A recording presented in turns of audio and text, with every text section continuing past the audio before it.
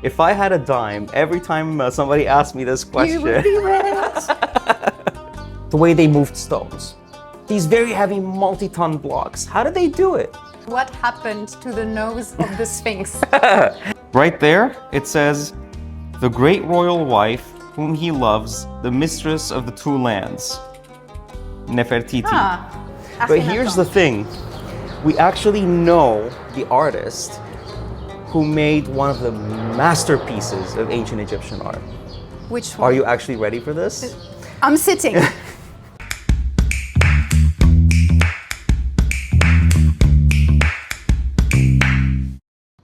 Ancient Egypt, one of the most fascinating civilizations combining art, spirituality, and communications, whose scale we can still catch a glimpse of through the pyramids, Karnak Temple, Abu Simbel, and the Grand Egyptian Museum. So many artifacts, and still, even after Champollion unlocked the meaning of hieroglyphs, thanks to the Rosetta Stone in 1822, there is so much mystery about their incredible engineering, religion, and language. For my generation, growing up in France, there's a genius of a movie that, in 2002, contributed to making ancient Egypt an integral part of pop culture. You guessed it, it's Astérix et Obélix Mission Cléopâtre.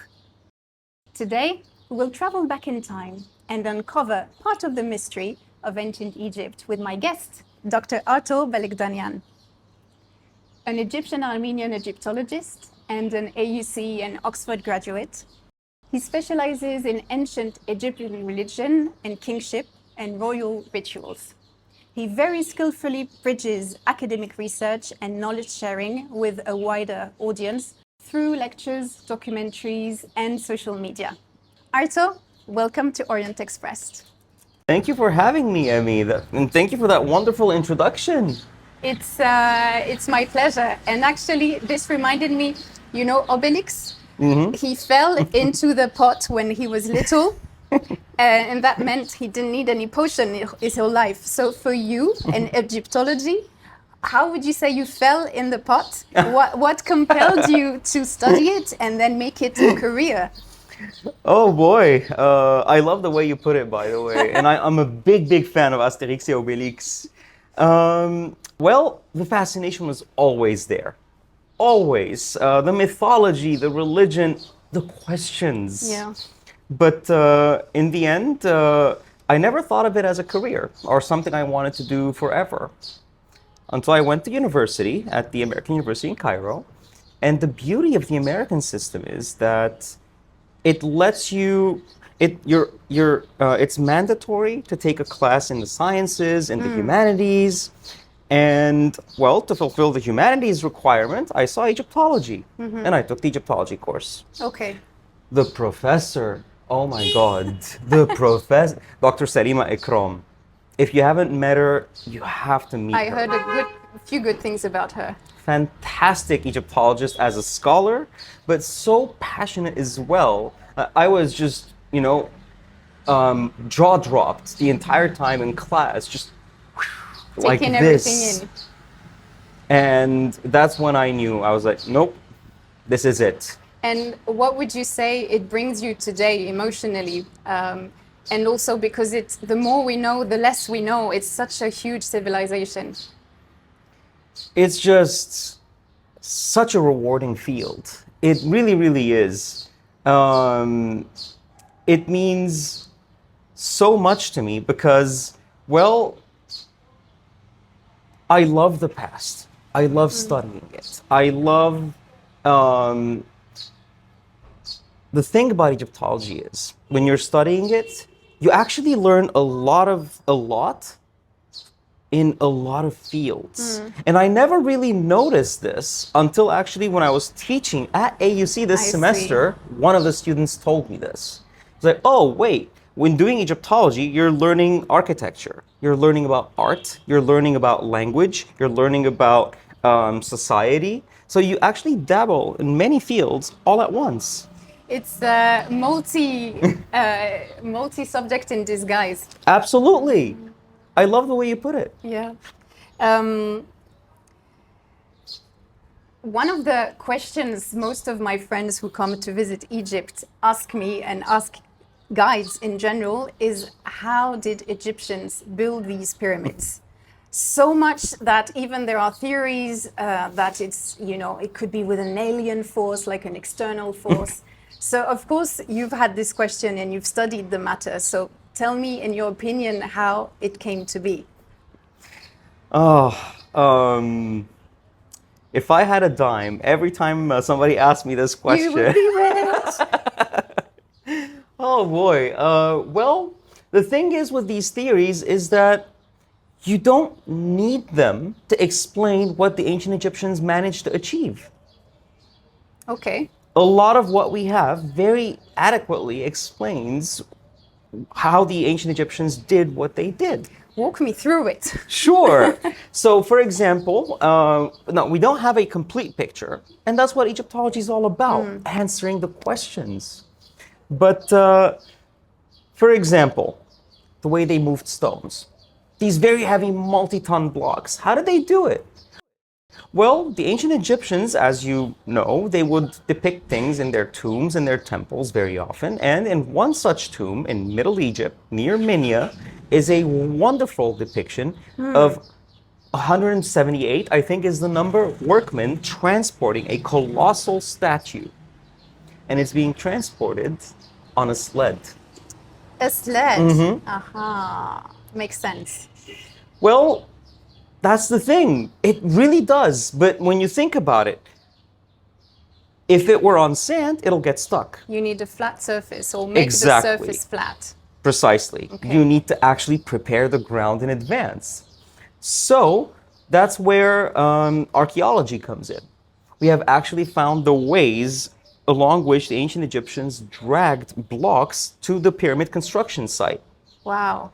And we found that the ground was indeed prepared in advance. They would use this desert clay called tufla, Okay. which has the awesome property of being very slippery when wet. I see. And that tomb scene that I just described, from the tomb of Jehuti-Hotep, by the way, I Okay. forgot to mention the name, it shows you somebody actually pouring water in front of the sled. Wow. This is genius. And it's accessible to everyone. It's funny how not many people know about it. Yeah, I know. And that's the problem. A lot of Egyptology, such things, just doesn't appear very often on social media, on the internet. But these alternative theories, shall we say, they're all over the place. Yeah. And it's easy to be seduced by them. Absolutely. It's viral. Usually goes viral. As you know, Orient Express loves art generally, and I wanted to ask you some art-related questions with ancient Egypt. So, was art in ancient Egypt only for religious purposes or not, or only for political purposes, or was it also enjoyed as beauty, just for the sake of beauty? That's part A of my question. Okay. And part B is, do we know any artists' names? Like who was the Mahmoud Said or the Claude Monet of ancient Egypt? I love that question. Which one shall I answer first? The purpose. Okay, the purpose.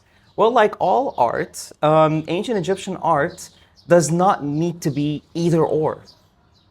Of course, yes, it's decoration, but the thing is about ancient Egyptian tomb decoration, temple decoration, it was very much sacred. It had a purpose. But at the same time, that doesn't mean all art was sacred. Okay. So think about everyday life. You know, you have your home and you want to decorate the walls, for example, or you have everyday little objects, practical use. You will want to decorate them because, let's not forget, the ancient... It's okay. We're in Egypt. So the ancient Egyptians were just people. And they would love to have color in their lives, right? So when you have, let's say a container for perfume, it's usually in the form of a duck, a goose, or maybe a beautiful young woman. Have you seen these in museums? In the museum, yeah. That we went to earlier. Yep, there you go. And the thing is, you might say, oh yes, the duck, the goose represents primeval life. It's the lush green of the delta and represents regeneration and rebirth. Yes, but at the same time... It could just be a goose. Exactly, Yeah. exactly. Or the young woman. It's fitting because it's perfume, it's youth, it's beauty. It's not necessarily rebirth, fertility, Yeah. regeneration. I see. So it could be interpreted on different levels. Exactly. Okay. So the ancient Egyptians, when they saw these things, it's just, first of all, an appropriate shape to give and perfume container.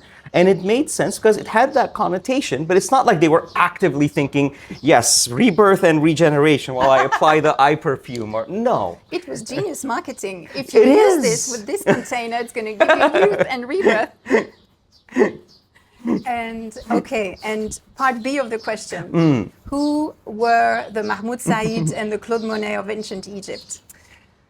That's the thing that people don't usually think of when they think ancient Egypt. So when we know Michelangelo and we know all of these great artists, but nobody, as far as I can tell, has stopped to think, well, what about ancient Egypt? Do we have their names? Who ordered the things to be made? We know the name of the place, but who made it? Right? But the thing is, they weren't usually signed, except for those few times when they were. We actually have the names of some of these artists. Wow. So let's give them credit. Yes. So one of them, for example, is this artist named Seni. Seni. He's, you can go see that inscription at a site that is actually very, very, nobody ever goes there. It's a place called Hawawish. If I remember correctly, it's not far from the city of Akhmim. But in any case, over there, there's a tomb. And as you would expect, the owner of the tomb is, mostly about him and his family. But then there's one scene where you have a tiny depiction of this guy next to the tomb owner, and the inscription there says,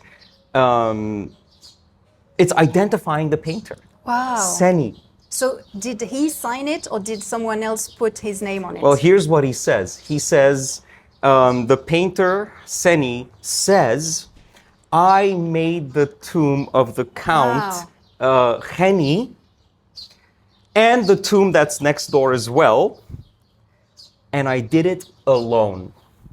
Wow. He actually signed his work.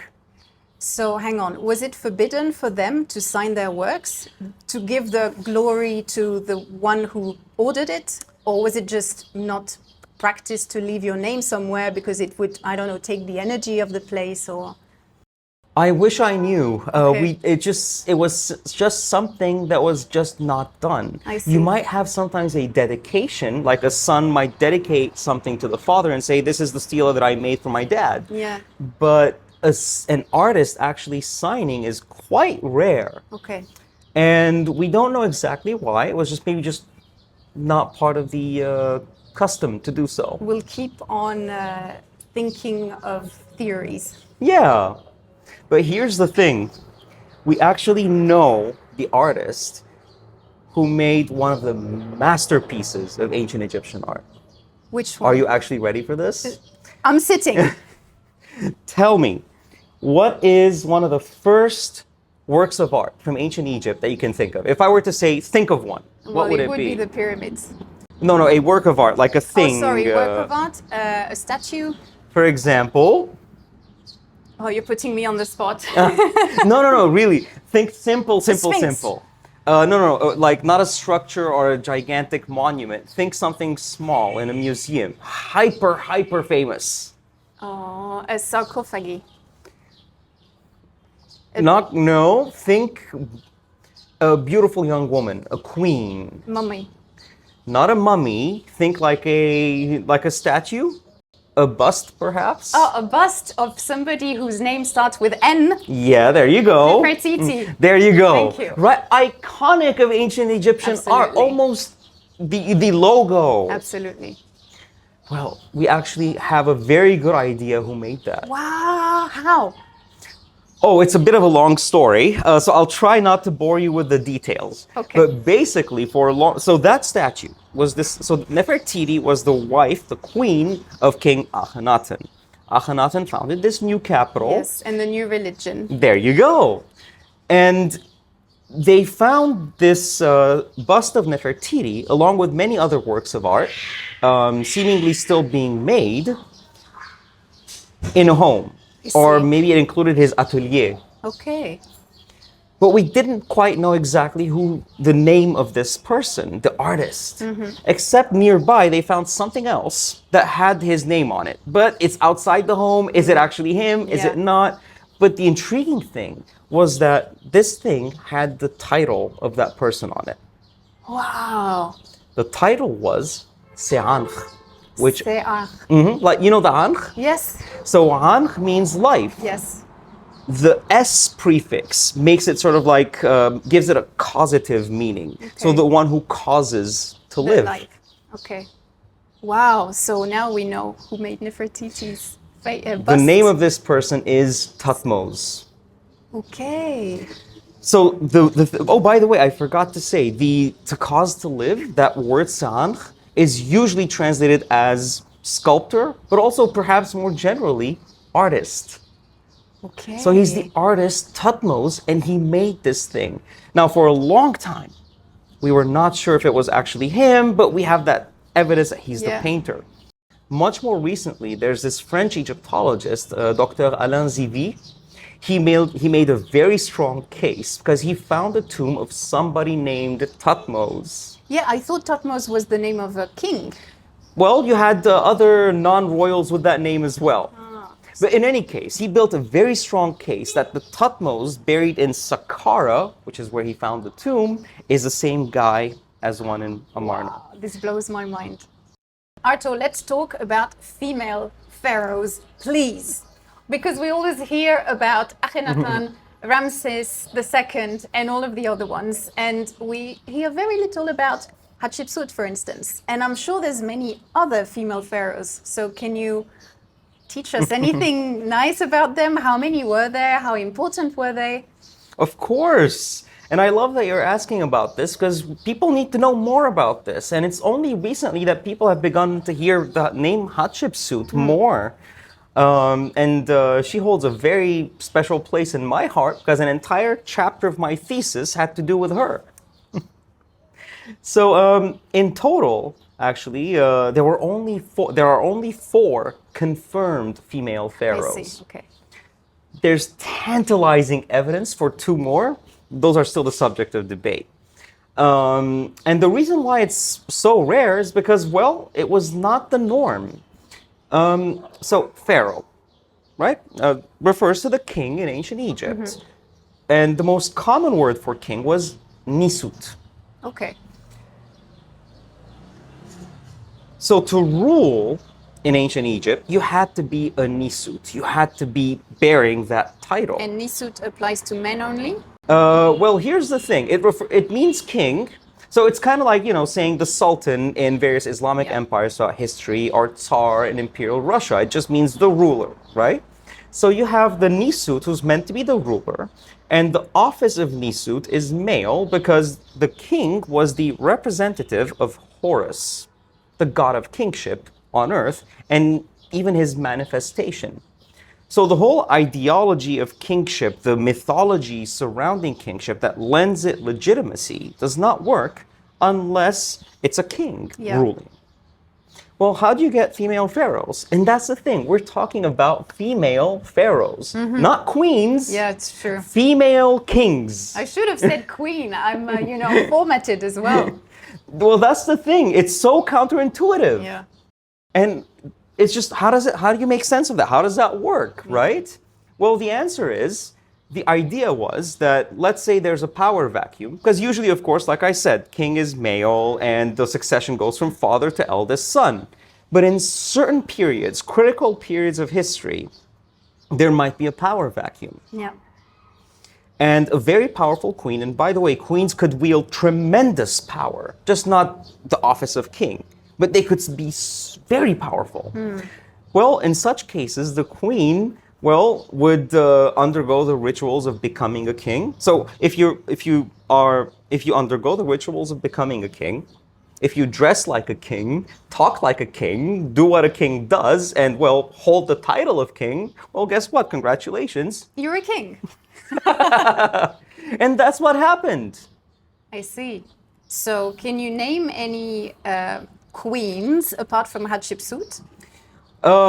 So are we saying queens or female kings? So Hatshepsut, female king, Yes. right? Sorry, female king. Female kings, okay. So Hatshepsut was actually not the first. Ah, The two hypothetical ones I mentioned, they would be the first. I see. Then there's another queen. So Hatshepsut, for reference, was in the 1400s BC, in the period known as the New Kingdom. Before her, in the Middle Kingdom, there was another female king, the first confirmed one. Her name was Sobek Neferu. Okay. Sometimes rendered the other way around, Neferu Sobek. We're not entirely sure.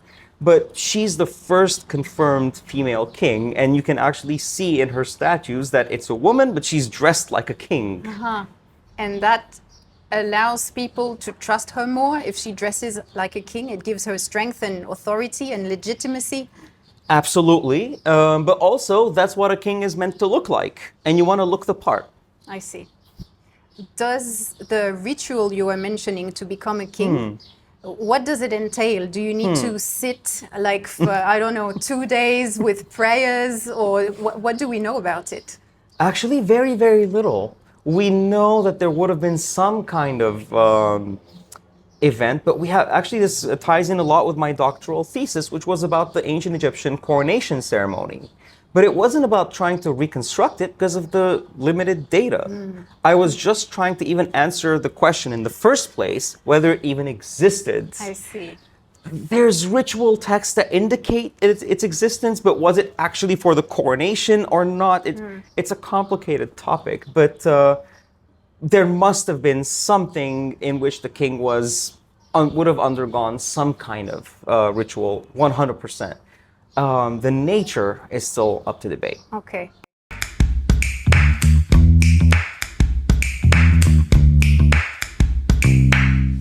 Arto Belekdanian, what's an interesting fact about Hatshepsut? As you know, Hatshepsut, female pharaoh, and she would depict herself as a female pharaoh as king. Her first statues show her actually as a woman, but dressed as a king, but maybe it was too weird for people. So instead, she actually depicted herself fully as a man, So it doesn't calling confuse herself people. king. I guess so, yeah. But the texts always say Her Majesty, so that was always clear. Ah, okay. Akhenaton. Akhenaten, very famous, of course, for his religious changes and everything. And I would say the interesting thing about him is everyone calls him a monotheist. The Yes. founder, the first monotheist in history. But was he? Because monotheism implies the belief in one God and the worship of one God. Well, Akhenaten, we don't actually know. We know he worshipped one God, but does that mean he denied the existence of other gods? Not clear. Still a subject of debate. Interesting. Nefertiti. Nefertiti, as queen, she was given a lot of prerogatives that were usually only the king's, and in fact, Nefertiti may have actually become a female pharaoh. Wow. Ramses II. Oh, that's a tough one. Where do you even start, right? But Ramses II, I would say, ruled for an extremely long time, 66 years, Yes. and fathered, at the very least, 90 children that we know of. Tutankhamun. Tutankhamun, of course, very famous for his tomb that was discovered intact. Yes. But was it intact? Because, little known fact, his tomb was actually robbed at least twice. And still we found all of what's in the gem nowadays. It must have been amazing. Wow. Cleopatra. Cleopatra was actually not fully Egyptian. She was the descendant of Ptolemy the First, who was Greek Macedonian. So she is his descendant 300 years later. Wow. And out of the whole dynasty, the only one, the first one we know of to have learned the Egyptian language. Isis? Isis. Powerful mother goddess, the great of magic. Osiris? Osiris, god of vegetation, the ruler of the underworld. And Horus? God of kingship, associated with the sky, fought against the god of chaos and disorder. His eye was injured in the process, but healed. And it represents the phases of the moon.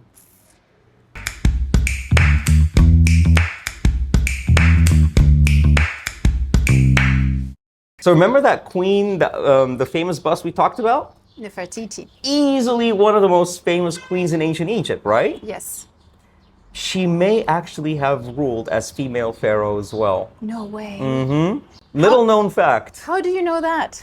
Well, so in the New Kingdom, there Akhenaten, the whole thing, there was, towards the end of his reign, a lot of troubles, and he seems to have elevated somebody else to the status of kingship, called a co-regent. Yes. And we know that one of these co-regents was somebody named Neferu Aten. Wow. And there's very, very high likelihood that this Neferu Aten was actually none other than Nefertiti. And why do you think he did that? Because the empire was too big? Because it was his favorite? Or... Oh, that is, I'll try my best to answer this very succinctly, because this is a huge topic. Yeah. Entire books have been written just to answer that question. A part of the answer is that Akhenaten only did this towards the end of his reign. Actually, we don't even know whether Neferu Aten even became king as co-regent or just after him. But if it was as a co-regent, why a female pharaoh, and why not a son, for example? Or now, I won't go into the nitty-gritty very much, but as you probably know, Akhenaten's religious reforms, political reforms, and all kinds of other changes were not popular. No, he instituted one god only. That's again a different topic. Okay. Next time. Hopefully.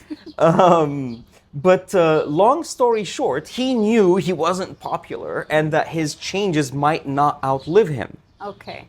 So, towards the end of his reign, he seems to have either selected a successor or actually chosen a successor to be king at the same time to ensure continuity. To train them. Okay. There may have been a male heir, maybe his son, maybe not, and that is actually the famous Tutankhamun. Also, a little known fact. Yes. It's nice to manage to connect them, because it's so hard. And that's one question I wanted to ask you, actually. I have trouble knowing the Middle Kingdom, the dynasties, the who came before whom, etc. Do you have any good resources? Do you know of any website, any app, I don't know, that, I don't know, distills this kind of knowledge in an easy way to start with, and then khalas, we can dig in, but as a nice way to remember, or a nice way that it explained? Let's see. AUC Press has wonderful publications, by the way. There's a whole series of books that usually start with the complete something. The complete gods and goddesses of ancient Egypt, the complete temples of ancient Egypt. But they are, of course, there's no volume about ancient Egyptian history per se. And anything I mention might be too textbooky. Yeah. But there are documentaries and podcasts that are very good. Okay, give me maybe the name of one podcast. There's a the History of Egypt podcast, or it's called something like that. The History of Ancient Egypt podcast. It's unmistakable. When you Google that, it's there. It's not shallow. In fact, it's a very deep dive, but completely accessible. And the whole thing, he's going episode by episode throughout the time periods chronologically. I see. So he actually, as far as I know, hasn't even gotten to the New Kingdom yet. Or, excuse me, the Ramesside period Wow. yet. But up until there, it's wonderfully rich, Okay. detailed, and because it's so step by step, you're walking through ancient Egyptian history with him. I see. And I know you have a YouTube channel as well. So if people want to actually watch somebody speak, I guess your resources would be great too. I hope so. I want to keep improving it. I watched a few of them and I enjoyed it. Really? Especially the hieroglyphs one. I love it. I love it. Thank you.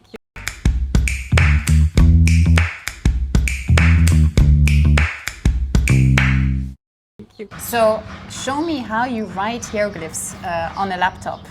Sure. There are several ways of doing this. The one I use is this program called JSesh.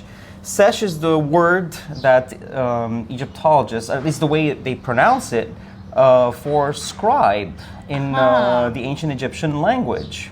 You don't have stickers with hieroglyphs in there because I guess there's not enough keys. So how do you look for the hieroglyphs?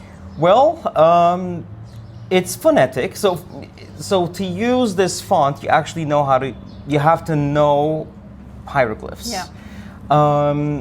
And most hieroglyphs, at least the ones that you most commonly see, most of a text that you see, for example, these are signs that represent sounds. So for example, if I want to just type M, it's the owl. I type M space owl. And you get the owl, okay. But then there are symbols that stand for two sounds. You have something like IR. Together, it's the I. I see. And then there's groups of signs that represent three sounds. Wow. You actually know one of them. Okay. Ankh. An-kha. Okay. There you go. Yes. It's the Ain, So Nun, it and would Kha. be A, N, and K? Close. So we use the X for that. So A, N, X, space, Ankh. Oh. Okay. So one cartouche that people would see a lot is the name Tutankhamun. So can you show us how it's written, or at least some of the hieroglyphs in there? Of course.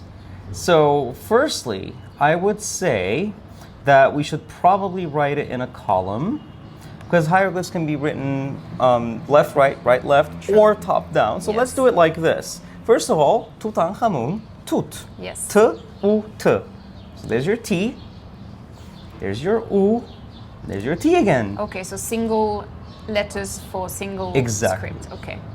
But then you also want the next part, which is, Ankh. and you know that one. Yes. So, A-N-X. space. bravo. Okay. Now you have Tut, Ankh. And also, the ancient Egyptians loved grouping their hieroglyphs To nicely. save space? Exactly. They were very. They loved stacking things more like this, for example. So it would look more something like this. It's more compact. But this is funny because Arabic has the same logic. They always want to save space. I never thought of it that way, but you're absolutely right. Okay, so we have Tut, Ankh, Amun. Yep, and it's the name of a god. So you might expect the writing of the name Amun, which is like this, by the way. But firstly, we have to tidy this up. So it would go like this. These will be more nicely stacked like this. And then these two will be more like this. Yeah, okay. But this is not how you write it. Of course not. Because this is the name of a god, you write that first. So actually, it's written like this. Amun, Tut, Ankh. But you read it as Tutankhamun. Okay. And Ankh means life, right? Or in this case, it's an adjective, living. Tut means like an image, like a statue perhaps. So the name of Tutankhamun actually translates into the living image of Amun. Wow. Now there's usually a title after this, but we'll pretend that's not the case now. And of course, finally, to make this whole, you have to, let's see, there, do Wow, you this. even wow! Ooh, that's amazing. Wow. Pretty cool, huh? Yes. So there you have it. Tutankhamun. There's, like I said, still titles that should go with this, Yeah, but but the main element, The Tutankhamun, gist of it. there it is.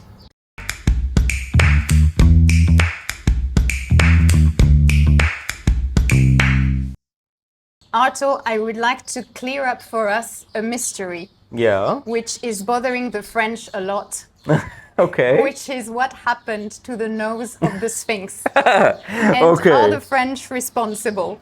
Okay. Right off the bat, not Obelix. Yeah, la oui. Also not Napoleon. Alhamdulillah. It was not the French at all, in fact. Okay, so what happened to it? Well, we know it wasn't Napoleon because, well, there was this. Actually, I'm not sure what his role was, but a man named Norden, he came to Egypt and he published. He visited all of these places, and in his published work, published in 1755, he included a drawing of the Great Sphinx, Aha, and it had no nose at the time. at the time. And this is 1755. Before Napoleon came in 1798. So before Napoleon ever even set foot in Egypt, the Sphinx had already lost its nose. And do we have a theory about what happened, or do you have a theory? It's not my own theory, actually. We have a pretty good idea.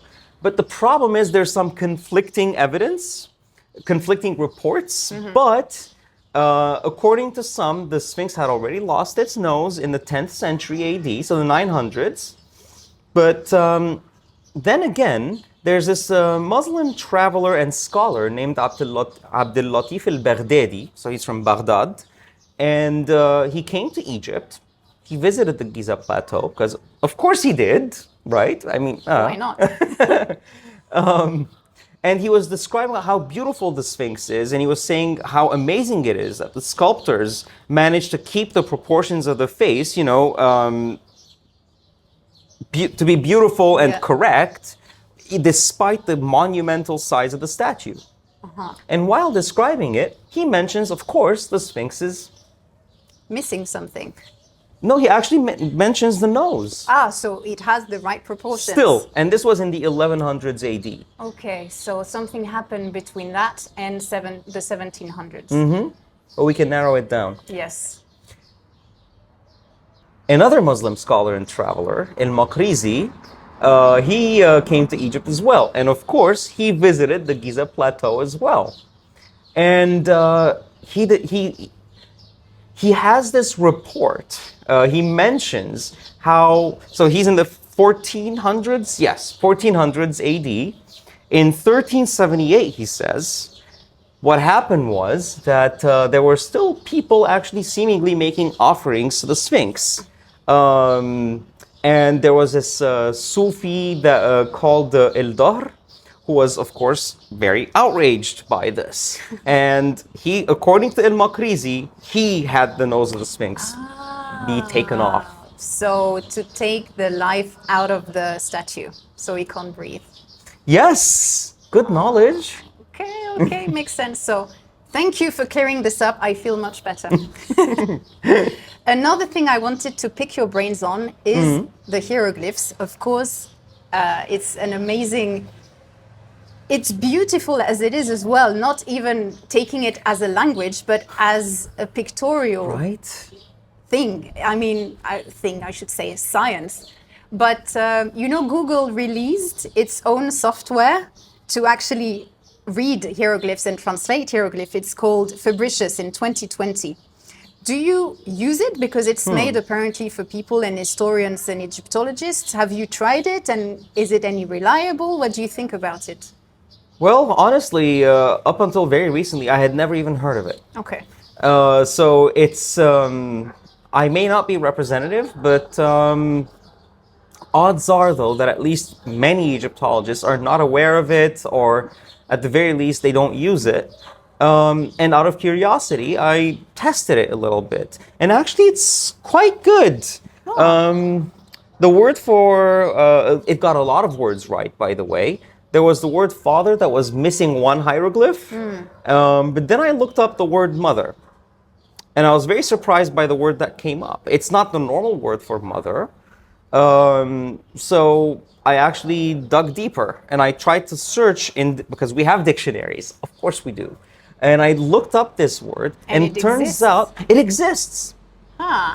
But it's by no stretch of the imagination the most common word for mother, and it only appears later in ancient Egyptian history. I see.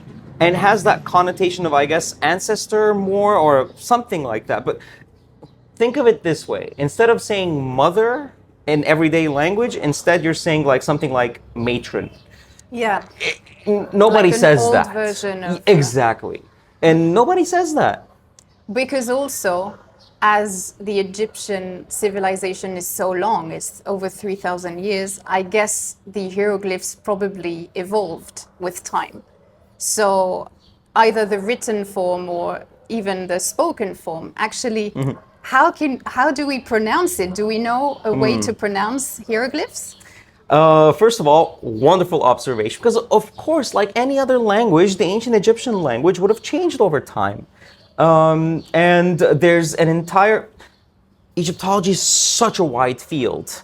And one of the sub-branches, the specializations within, is the phonology of Egyptian, the language of the ancient Egyptians. So there's people whose life mission is to try to work on this. Isn't it a dream job? It's very complicated, so I'm not sure it would be my dream job. I want to read about what they find. I'm just not sure I want to be the one doing that. I see, because it's very complex. Yes, and also my interests are elsewhere. Yeah, and there's only so much time in one day. Exactly. I mean, I'm really interested in it, and I can talk at length about it. It's just not my area of expertise, that's all. What are you working on right now? What are you researching, or what things are you discovering, or what is your latest discovery? Sorry, it's a lot of questions in one. Well, I've been very busy with, first I was working for the Ministry of Tourism and Antiquities, and then now I was teaching at the American University in Cairo. So I've actually not had time to do this, but it is something I intend to do.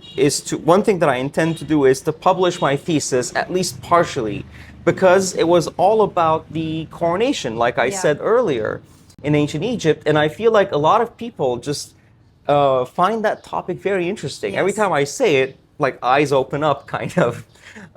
So that's what I intend to do.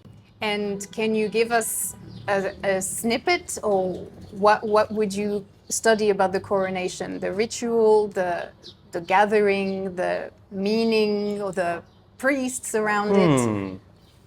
I would say you have to first define what a coronation is. According to the general definition, you have when you become king, that's not your coronation. That's called an accession, the ascension to the throne.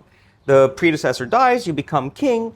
Well, then X amount of time later, could be over a year later, could be years later, that's when you undergo a coronation ceremony proper. There's usually a priest involved. When you come of age? Not come of age. You're not necessarily a child when your father dies, right? It's the idea of, it's a big event, and big events require planning. I see. So it doesn't happen immediately. And the question is, did such a thing exist in ancient Egypt? And the interesting thing is that there are only 3 known texts before Alexander the Great that talk about seemingly a kind of very public, big event in which a person seems to transform into king. I see. In some instances, even that's not clear. But one of them was Hatshepsut, for example. And so that's my area of expertise, really. Royal texts and these festivals that are both theological but also can be used for royal purposes. Okay. And sometimes perhaps used for a coronation ceremony. And is the moment when they start building their tomb the coronation, or is it when they accede to the throne? We don't know this for a fact, but we think that as soon as you ascend the throne, that's when you begin ordering the business of building your tomb. Okay. Because let's face it, you don't know when you're going to die, right? Could be So any first time. order of business, as soon as the royal butt cheeks touch the throne, you have to begin thinking about the tomb. Great. We're talking about the end of life. Well, it's the end of the interview as Aw. well. Do you have anything else to say? Is there anything that Egyptology has opened your eyes to that people need to know, or any advice you would like to give our dear listeners and viewers? Sure, I can think of something. Egyptology is amazing because it tells you so much about this fascinating culture that is ancient Egyptian culture. And it's a way for you to experience this completely different culture that is absolutely amazing. And you have to put yourself in their shoes, in their reality. It's a world full of wonder, full of gods and magical creatures. And at the end of the day, it's a reflection of yourself. Because you realize, as different as they are, they're still just people. And it's amazing just how much common ground you will see, even in a civilization so far removed from you in terms of time. Wow, I actually feel connected to them somehow. Thank you so much, Arto. That Thank was a you for great having discussion. me. Thank you.